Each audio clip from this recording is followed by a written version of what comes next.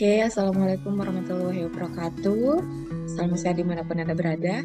Nah, jadi hari ini kita akan membahas, berdiskusi mengenai motivation dan juga efek gitu. Jadi kalau kemarin-kemarin teman-teman sudah belajar mengenai bagaimana itu needs and wants ya, bagaimana segmenting, targeting, itu teman-teman langsung terjun ke lapangan mencari contoh-contohnya dan menciptakan suatu produk khayalan. Kalau sekarang kita akan mempelajari mengenai motivasi, membangkitkan motivasi untuk perilaku konsumen. Nah, jadi eh, tujuannya ketika teman-teman sudah mempelajari mata kuliah CB tentang motivasi ini, harapannya teman-teman akan memahami mengenai kebutuhan dari manusia dan juga bagaimana sih manusia itu dimotivasi atau termotivasi untuk membeli suatu produk atau memenuhi suatu tujuannya. Lalu bagaimana motivasi itu bisa membangkitkan yang namanya gairah gitu ya. Gairah untuk menciptakan suatu kebutuhan atau memenuhi tujuan atau goals-nya gitu.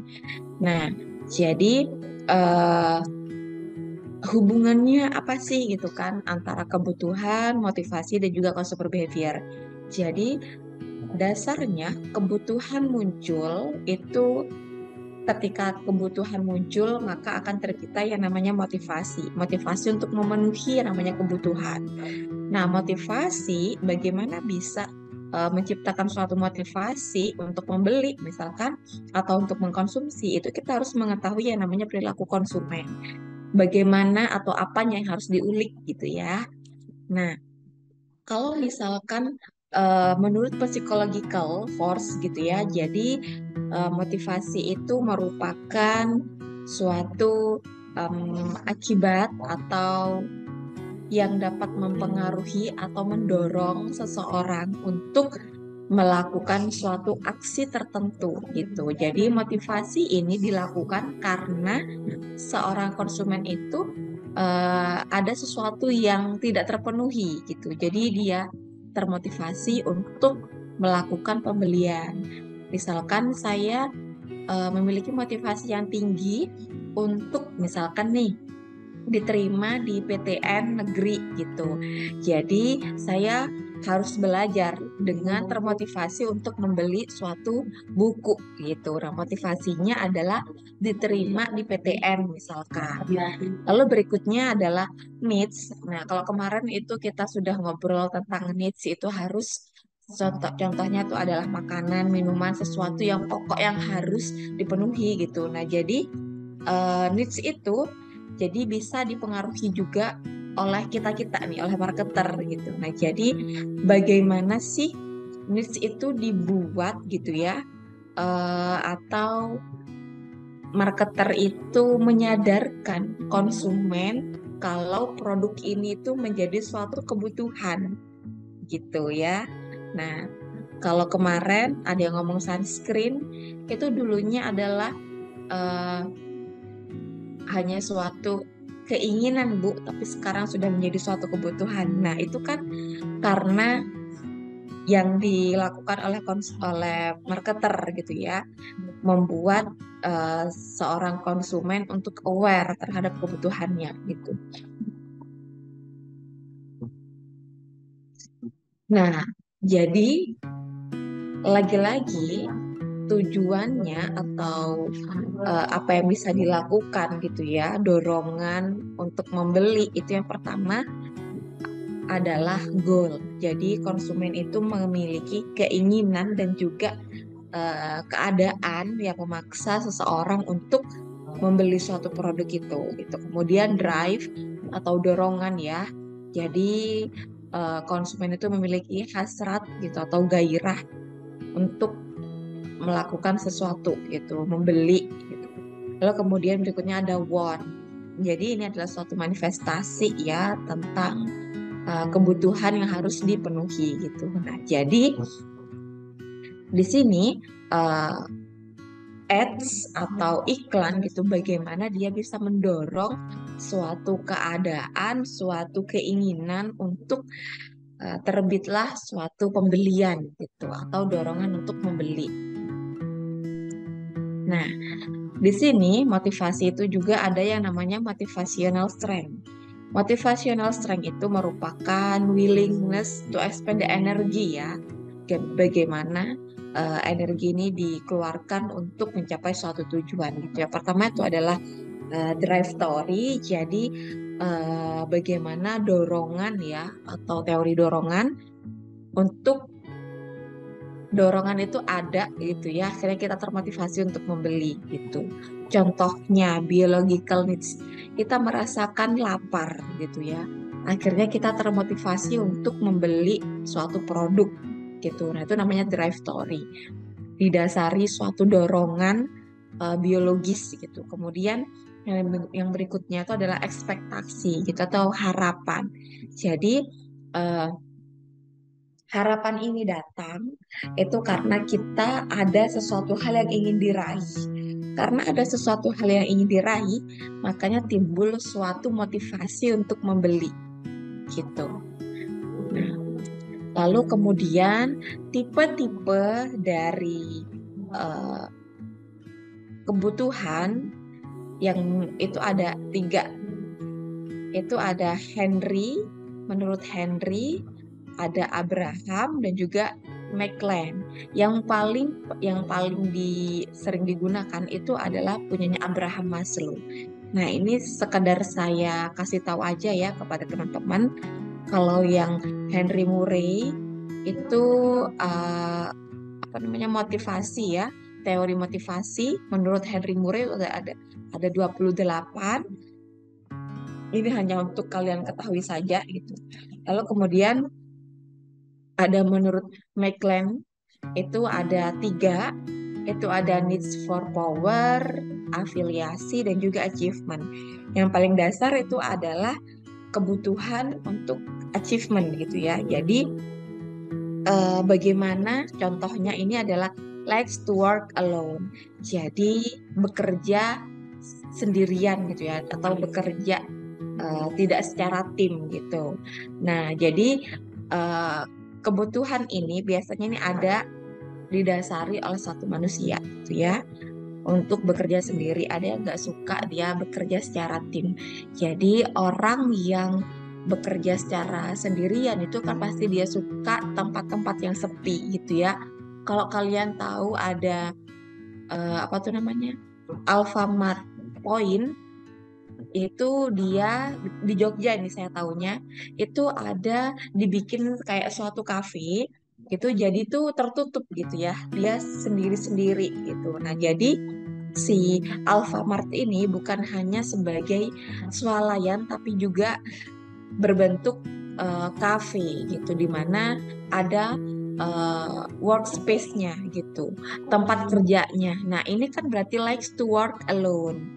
Di sini uh, ada kerjaannya si marketing gitu ya untuk memenuhi needs for attachment dari konsumen gitu. Lalu naik ke atas lagi itu ada yang namanya need for afiliasi. Jadi afiliasi gitu ya, atau dia tergabung dalam suatu grup gitu. Nah, di dalam setiap insan atau manusia itu pasti ada ini gitu ya. Contohnya itu adalah misalkan nih prefers collaboration over competition. Jadi melakukan atau menyelesaikan suatu kompetisi secara bersama-sama gitu ya. Makanya ada misalkan seorang marketer itu ya membuat suatu game yang harus melibatkan beberapa tim gitu ya. Nah, karena ada orang yang seperti ini yang harus dipenuhi keinginannya, kebutuhannya gitu. Lalu meningkat lagi itu ada namanya needs for power. Jadi contohnya itu adalah dia suka nih kalau dia itu memiliki kekuatan gitu. Biasanya nih orang-orang seperti ini orang yang pingin memiliki status gitu ya di tengah-tengah masyarakat biasanya. Jadi dia suka kalau dia itu dipandang gitu. Jadi kenapa ada misalkan nih nomor 1, nomor 2, dan nomor 3 gitu.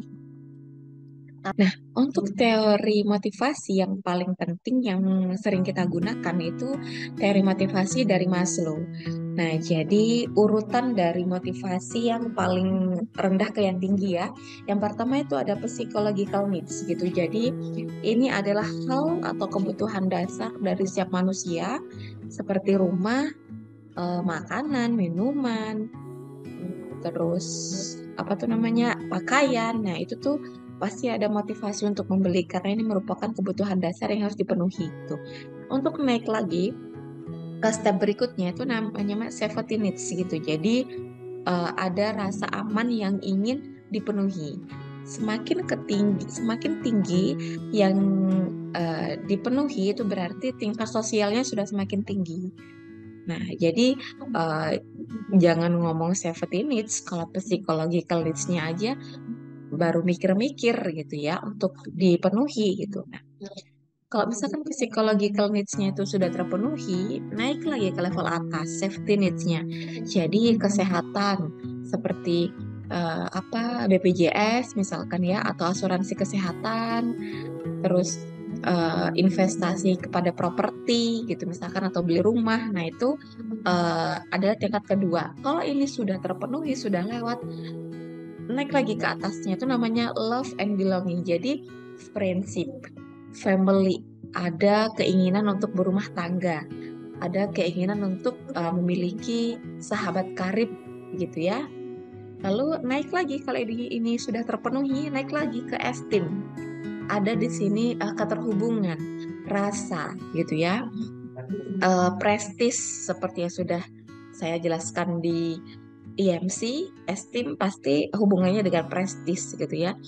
Jadi beli barang-barang yang branded gitu supaya dia diakui di kelasnya gitu. Kalau misalkan ini sudah dipenuhi, naik lagi ke atas namanya kognitif. Nah, misalkan dia eh, ikut pelatihan karena kalau misalkan sudah dari bawah ke atas sudah terpenuhi ya, dari sini sudah penuhi, dia akan mengisi yang namanya otaknya, knowledge-nya gitu ya. Dia nggak mikirin lagi baju yang harus diisi berikutnya itu adalah otaknya, pikirannya gitu. Naik lagi kalau misalkan dia udah pikirannya ini udah terisi, knowledge-nya udah bagus gitu ya. Kan ada orang quotes bilang investasi terbaik itu adalah dari leher ke atas, ya kan? Itu artinya pola pikir, teman-teman. Nah, ketika pola pikirnya sudah terpenuhi, sudah stable, naik lagi ke atas, namanya estetik, search for beauty gitu ya. Jadi eh, dia juga ingin untuk dilihat gitu ya. Kecantikan, ketampanan gitu tuh menjadi suatu motivasi seseorang untuk melakukan pembelian. Paling atas lagi nih, kalau estetik ini bisa di buku lain itu tidak disebutkan teman-teman, dia menjadi bagian yang lain gitu. Tapi di sini bisa ada bisa enggak gitu ya. Kalau misalkan paling atas sendiri itu ada namanya self aktualisasi. Jadi apa ya? Dia itu pingin setiap harinya kalau misalkan dia gabut gitu ya, dia nggak mau, harus ada value yang setiap hari itu bertambah gitu. Berarti dia sudah masuk ke tahapan motivasi paling tinggi dari setiap manusia gitu. Berikutnya adalah efek. Jadi setiap dari apa yang kita lakukan gitu kan, kita sebagai marketer, kita pasti ada yang namanya efeknya gitu. Nah, jadi types of effect response atau afeksi ya atau respon dari efek yang sudah kita lakukan sebagai marketer itu ada tiga. Yang pertama ada evaluation. Jadi ada evaluasi secara positif dan negatif, moods dan juga emosi. Jadi kenapa kok kalau misalkan kalian pasti dengar bau ini ya, bau roti O itu kan baunya sangat khas ya. Kadang bagi saya pribadi itu tuh bisa menciptakan yang namanya mood saya untuk meningkat gitu. Mood untuk pengen makan roti gitu. Nah, akhirnya saya yang awalnya itu nggak lapar, terus denger baunya si roti O, mood saya tuh meningkat gitu. Mood saya untuk makan, lapar itu ada gitu. Nah, itu adalah beberapa hal kenapa kok mood konsumen itu harus dijaga sebaik mungkin, karena nggak ada yang namanya, misalkan nih, kenapa kok IKEA itu dia menciptakan kafe di ini ya, di tempat jualan mereka gitu. Padahal mereka tuh ibarat kata kayak furniture sama kafe kan nggak nyambung ya.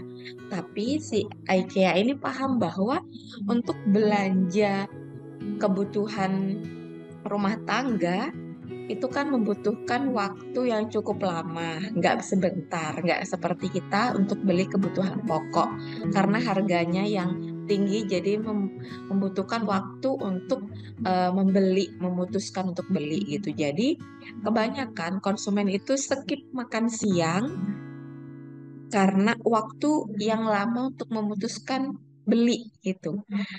Nah, kebanyakan dari mereka yang akhirnya skip beli karena mereka harus makan siang terlebih dahulu, untuk kembali lagi itu hanya beberapa persen gitu.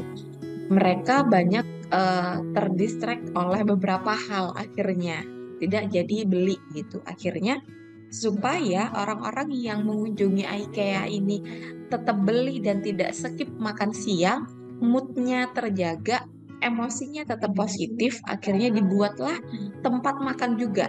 Jadi sebelum eh, keluar dari IKEA, sebelum beli itu sudah makan siang terlebih dahulu gitu kan. Jadi memiliki waktu yang cukup panjang untuk akhirnya bisa melakukan yang namanya pembelian gitu. Ini kan yang dilakukan oleh IKEA dalam rangka untuk menjaga mood dan emosinya si konsumen.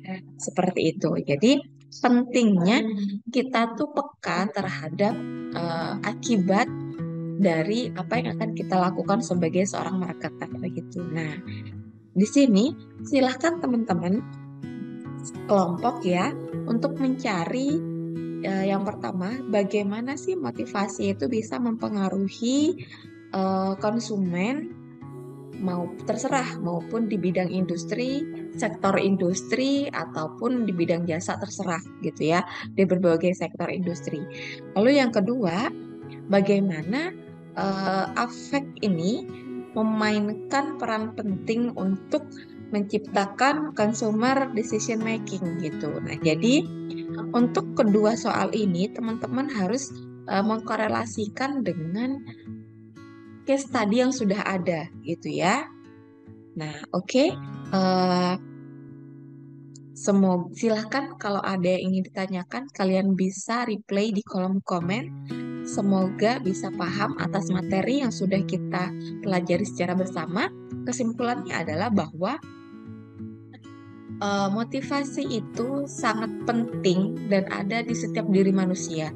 Bagaimana kita sebagai konsumen bisa membangkitkan motivasi ini, menyadarkan bahwa produk ini tuh butuh, produk ini tuh nggak butuh. Nah, itu melalui suatu motivasi.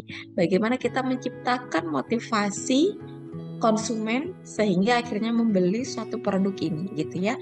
Oke, terima kasih. Saya tutup. Wassalamualaikum warahmatullahi wabarakatuh.